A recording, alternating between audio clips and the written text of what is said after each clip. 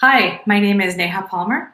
I work at Google, where I lead energy strategy for our global fleet of data centers. I'm here today to talk to you about Google's journey in our quest for 24/7 carbon-free energy. But first, I'll just thank the organizers for having me here today. This is a really exciting event. And we're really at a critical moment in the energy industry. We've had significant traction over the last decade when it comes to renewable energy generation, with new technologies like storage and wind energy coming into play at scale. And we also have corporates really making lots of commitments about clean energy efforts and really driving, along with governments and regulators, the drive for clean energy. While the last decade was focused on generation technologies, we think that the next decade will actually be focused on the Internet of Things and allowing all of these new generation technologies and customers to talk to each other. And we believe this has a significant amount of opportunity for new entrants into the energy markets. We're set to really embark on a really interesting next phase of the energy industry. With that, so Google's annual electric consumption is quite high. In 2019, we were at 12.2 terawatt hours. That's about twice the amount of electricity the city of San Francisco uses in any given year. Electricity is the lifeblood of our operations. It's what we use to run our global fleet of data centers. And as a result, it's a very important aspect of our business. It's also the largest component of our environmental footprint, so something we take very seriously in terms of being able to operate as cleanly as possible.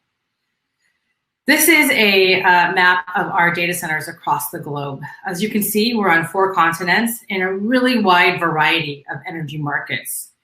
This provides an interesting opportunity and a challenge for us as we think about how to meet our carbon-free energy goals.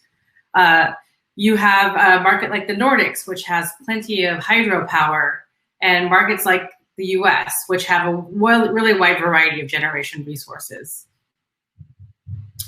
So a little bit about our carbon-free energy journey. It really goes back to our founders, Larry and Sergey. In the very beginning, they were always concerned in making sure that we were operating in the most environmentally sustainable way possible as a company. And as our energy use increased, they wanted to make sure that we were addressing this. So in 2007, we actually became carbon neutral for the first time and have maintained that ever since. So our operations are 100% carbon neutral for the last 13 years. In 2012, when I arrived, shortly thereafter, we had the goal to become 100% renewable energy. We made that goal again in 2012, and we didn't know at the time how long it would take us. We knew that it was a big goal and hard, especially as we were growing over time. But due to some really great tailwinds in the industry in terms of new technologies scaling up and the cost of clean energy coming down, we were able to achieve that for the first time in 2017. The first company of our size to achieve this goal. And we've been able to maintain that every single year since, which is really exciting and a point of pride. And as a result, we are the largest corporate buyer of renewable energy in the world. So in our 3rd decade as a company, as we think about how do we ensure that we meet those founders' goals of operating in the most clean way possible, this summer, our CEO, Sundar Pichai, made an announcement that we have an ambition to run on 24/7 carbon-free energy every hour of the day, every day of the year by 2030. And we've actually set a goal, an end date this time for this target, because we believe it is truly urgent at this time to take immediate action. And so it'll be an interesting road to get there, but we're very excited to embark on this 3rd decade of clean energy ambition. So here's our renewable energy purchasing compared with our electric use. You can see back in 2012, we were only at 34% renewable compared to our electric consumption. And every year since then, we were able to slowly tick up the amount until in 2017, we were able to achieve that 100% goal. This was really the effort of a huge team working very hard to make sure that this happened. These projects are really complex and can take 2 to 3 years to develop. So it really takes a lot of pre-planning to achieve this type of a goal. You see that big jump in 2016 to 2017. That was because we really accelerated our efforts in 2015. These goals are big and meaty, and they take time to achieve. So we've led the path for 100% renewables for companies of our size and scale with our corporate PPAs. Back in 2012, when we made our commitment, there was a very small amount of corporates making similar commitments. You can see the corporate PPA volume was pretty small that year. But over time, it has accelerated and continues to accelerate rapidly. On the right-hand side here, you see the number of companies making pledges to be 100% renewable for the RE100. It has accelerated every year since 2014, and 2020 will be a blockbuster year as well. Again, we believe that this provides significant opportunity for new entrants into the market. Not every single company has the resources of a large company like Google.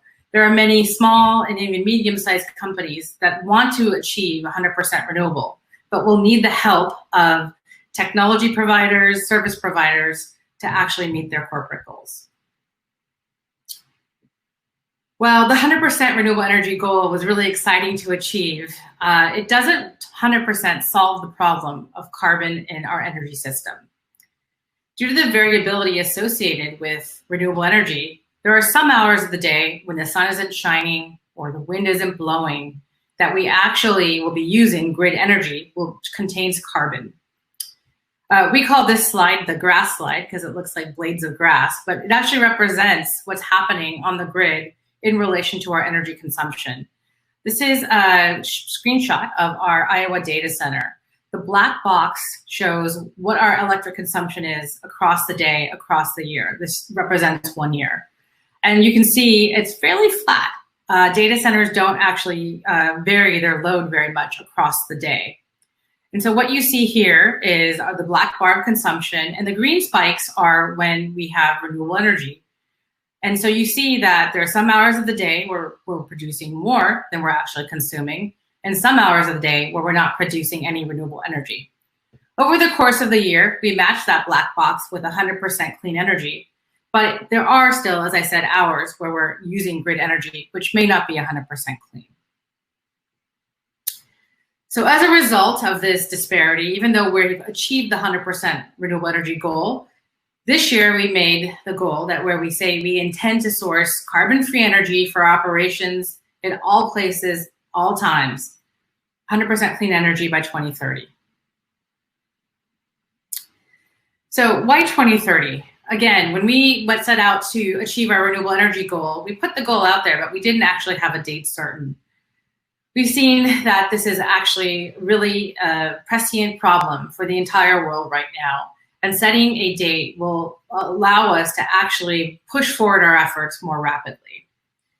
The cost of clean energy has come down significantly over the last 10 years, and since 2012 when we embarked on our renewable energy journey. The cost of wind has come down by 60% in many markets, and the cost of solar has come down by 80% in many markets. Places where you thought you would never see solar farms, they're cropping up all over the place now. It really is a moment for us to think about how we can now transition our renewable or our energy systems.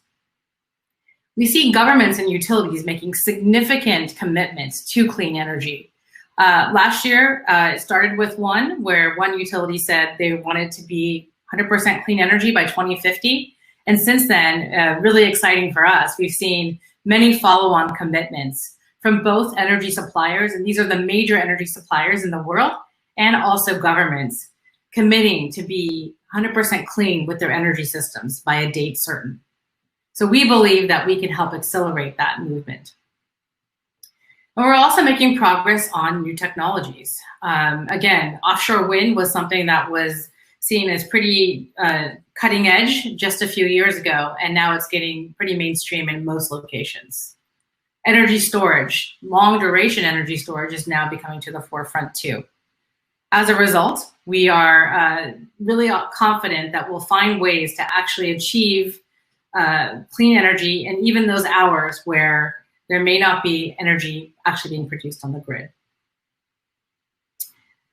So here's where we stand currently. This is a snapshot of our efforts in 2019. The green circles show parts of our fleet where we are cleaner. So the greener the circle, the more carbon-free energy that we're consuming at that location. The darker the circle, the less carbon-free energy that we have in that location. And as I mentioned earlier, you can see that the challenge is really quite wide across our entire footprint. Even within the US, we have quite a bit of variability. And so there are some places where we're very close to our goal, and there are some places where we have a long way to go. Again, it's our goal to meet this across the globe. So there are some places where we'll be putting more effort over the next decade to make sure that we can achieve our carbon-free energy goals. So there are three, I call them the legs to the stools of how we'll meet this carbon-free energy goal. The first is transactions. How we buy energy will be the underpinning of how we actually achieve our goals. So in the past, we saw a lot of corporate PPAs. And while we'll continue to engage with these, we also want to look at different types of transaction structures that allow us to optimize our carbon-free energy. So that might be pairing wind and solar, or even pairing solar and storage. It's quite rare in the US now to actually see a solar installation without some aspect of storage bolted onto it. These types of transactions will be key to making sure we achieve our clean energy goals. The second is technology. We know that there are geographies in the world where renewable energy may not be viable. They may not have the resource base, they may not have the land. And so we will need new technologies in all geographies to help us achieve these goals around clean energy. And the last piece is policy.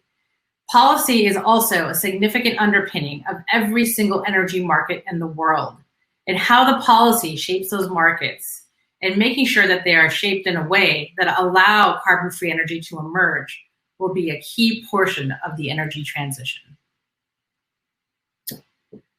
So new approaches for buying clean energy.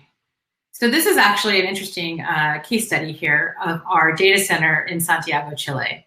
So you can see that the incumbent grid is about 42% carbon-free energy. This is a snapshot again of our data center across the year, every hour of the day. And so you can see that with the incumbent resources on the grid, there's some clean energy, but there are also many hours of the day, especially at night when there's no solar, where there's still quite a bit of carbon-based energy supply on the grid. So a couple of years ago, we actually did our first clean energy transaction in Chile, which was an 80 megawatt solar PPA. As a result of that, we became significantly cleaner, especially in the middle of the day when that solar farm was operating. And as a result, we were able to increase our carbon-free energy to 63% carbon-free energy throughout the year. A really exciting increase, but still, as you can see, there are hours of the day in the evening when we are still operating off of carbon-based energy. This last year, we actually decided to enter into an additional clean energy transaction where we added another 35 megawatts of solar and 90 megawatts of wind. And as a result of that addition, we've been able to actually increase the carbon-free energy percentage to 96. So we're almost 100% all the way to our goal. And that really is this blend of wind and solar and different technologies which produce at different times of the day, being able to coordinate that into a more consistent block of green energy. And so it is with this way, with transactions, that we'll be able to actually meet our goal. Driving technology innovation is another key aspect of being able to meet these types of goals, and another great place for startups to actually provide some innovation. So one of the things that we're doing is trying to figure out ways to optimize the types of clean energy that we already have on the grid. We've been working with our DeepMind team, which is our AI machine learning subsidiary. And we've been able to actually figure out ways to help optimize our fleet of wind farms in the US. By using DeepMind technology, we're able to make the wind energy more cost effective and as a result, engage even more. We've been able to develop some smart solutions for electricity demand, and this will be a key aspect of the energy transition. It's not only about generation anymore.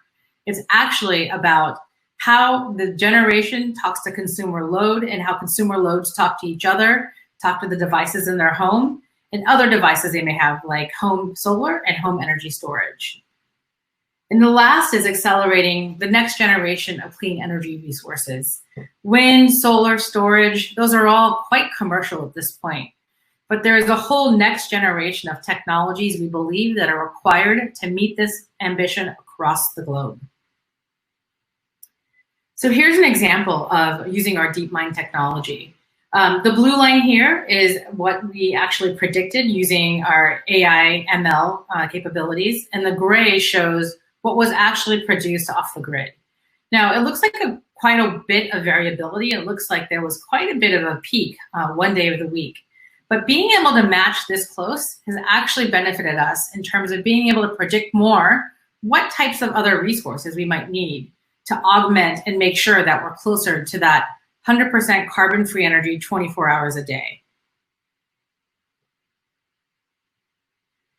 Another thing that we've been dabbling in is carbon intelligent load shifting.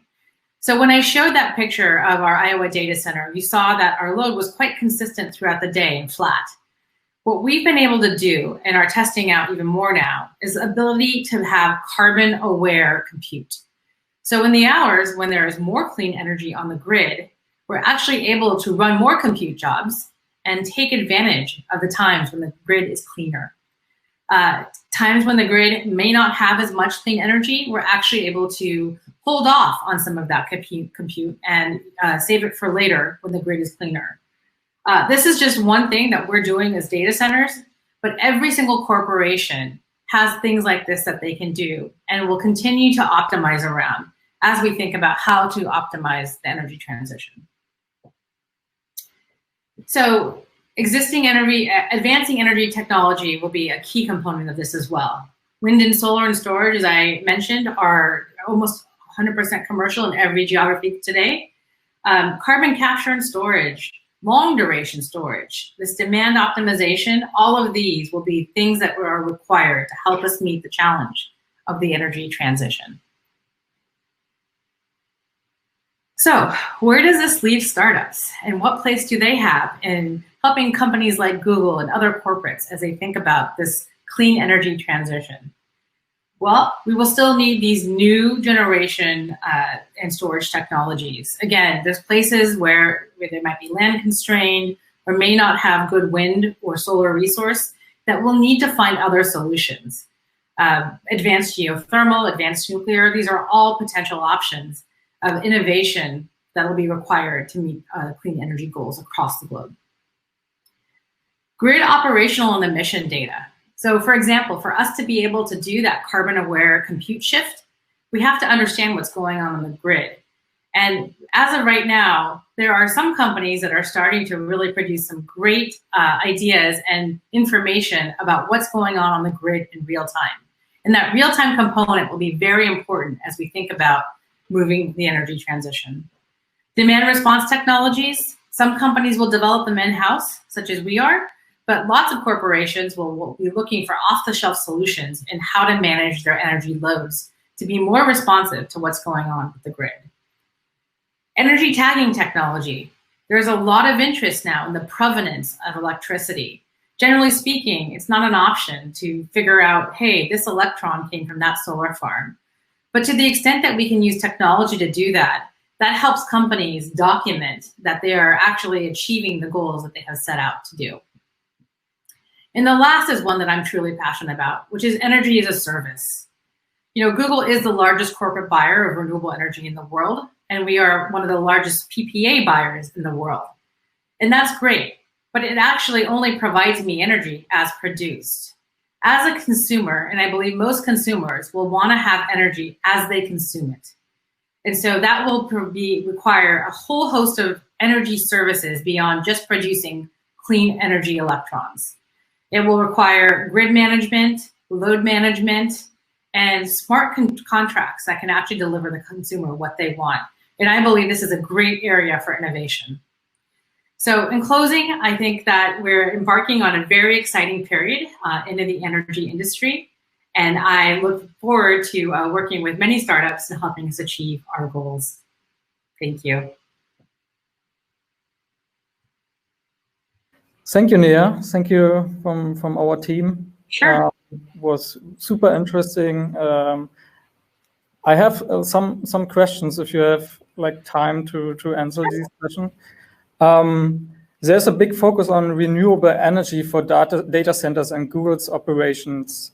What are your efforts around energy efficiency or innovative solutions around waste heat or cooling?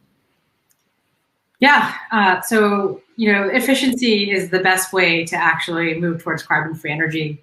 The negawatt, or the actual megawatt that you don't use, is actually the cleanest megawatt. It's something that we've been thinking about for data centers since the beginning.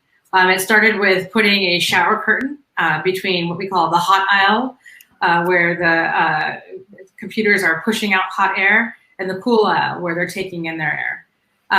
We have continually optimized our data centers since day one, since we had our first production data center, and we continue to do so. One way we're doing that right now is actually using some of our DeepMind technology and applying AI and machine learning. So we were able to actually apply machine learning to our cooling systems in the data center. And as a result, we reduced our energy consumption for the cooling by 40%. It's these types of innovations that we hope to continue to engage with to make sure that we're as efficient as possible.